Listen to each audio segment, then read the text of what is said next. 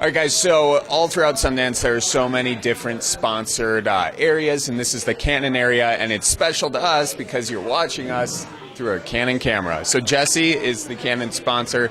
Tell us a little bit about what makes Canon special. Yeah, I mean, so especially here at the show, Canon is really about the community of filmmakers that we're supporting, especially at Sundance here with the Cinema EOS line that we're showing. So, you know, this is our second year here, my second year here as well, and it's just fantastic to be able to bring together the community of filmmakers, those who shoot on our cameras, but also those who are interested in shooting on our cameras. So, you know, we have a lot of filmmakers that shoot on DSLRs, and that evolution up into Cinema EOS, it's a conversation we want to have on the ground floor.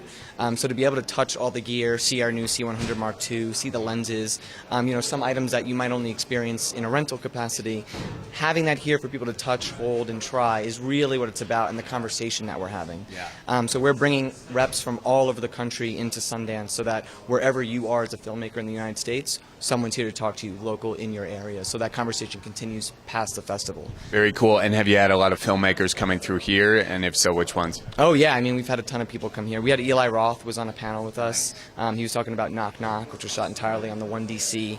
I'm pretty sure the first feature narrative shot entirely on that DSLR in 4K. Yeah, we've had some great panels. We had a women in filmmaking panel of all women cinematographers, which was fantastic. Yeah, the panels have been really great. We've had some training on the C100 Mark II, and just a chance, again, for cinematographers to come in, relax, have a conversation that's a little bit away from Main Street, a little bit away from press, and just kind of talk about the gear, talk about what they're working on. Yeah. Really gets down to the art, which is cool. And I feel like people throw around the term 4K more and more now. Can you just explain to everyone what 4K means, how it's different from 2K? Sure. Yeah, so 4K is a resolution. So your cinema 4K is a 4096 by 2160 resolution versus HD, which is 1920 by 1080, which is a little more familiar to people. Shooting at that resolution gives you a bigger image and a sharper image. When you shoot at that resolution, there's a lot to consider in terms of data.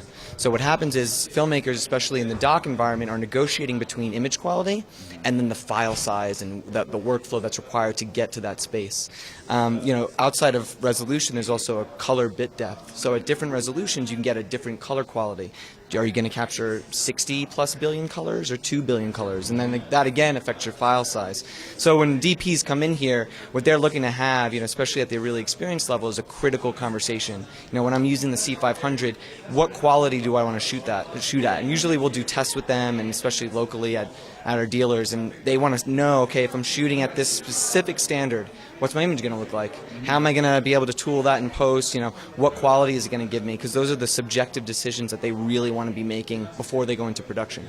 That's another reason why we're here with all this gear accessorized and built as you would use it on a set. Absolutely. And finally, let's talk about this camera right here. What makes this special? And it looks really cool. So let's why? Yeah, so this is the C500. We got it rigged up with our 14.5 to 60 cinema zoom lens. And on the back here, you'll see we have a codex with a battery system, and we got an EVF here by Cineroid and a whole RE kit. And really what this is showing people that come into the space is this is how you would use it on a professional film set. The unique thing about this configuration is with the codex, you get every flavor of raw recording out of the camera. And that's really the pinnacle, the top of the image performance in the C500. So you're getting a fully raw image at 4K, 2K, high frame rate. So the codex really frees up the camera to output and record any image quality you can get out of the C500. So we really wanted to show top end, this is what you're getting from Canon, and it's on par with anything that's out there today for professional filmmaking. And ballpark, how much does this cost, the whole rig? I would say, if I had to ballpark it all together, in and around, if you were going to purchase, the 100,000 mark. All right, so if we look at this poster, shot on Canon for 2015 Sundance, almost half the films in the festival were shot on Canon. So I don't know, you have any favorites? Do you know what they were shot on? Yeah, I mean, the incredible thing about this and the number of films that were shot on Canon is it really speaks to the wide range in the line that we have. So when you talk about like a doc, like on a bare bones budget, shooting on the 5D Mark III or the 70D, the 70 Mark II, the new 70 Mark II, those films are here, as well as films that are shot on the C500, which retails at around 16,000 now. So when you look at Canon, the really unique thing about Canon is that we cater to the entire market.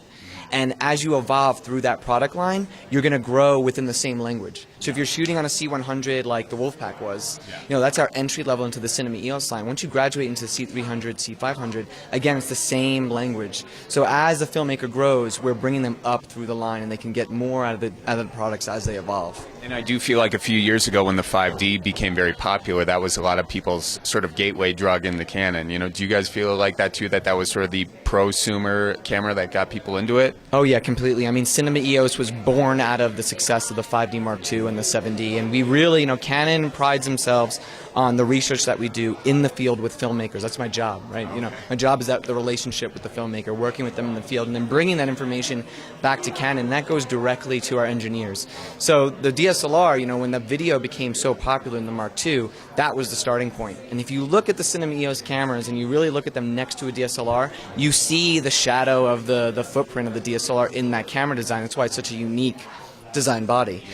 So yeah, completely. I mean, we evolved out of that, the 5D Mark II, and are proud to say that our Cinema EOS line is built on that camera.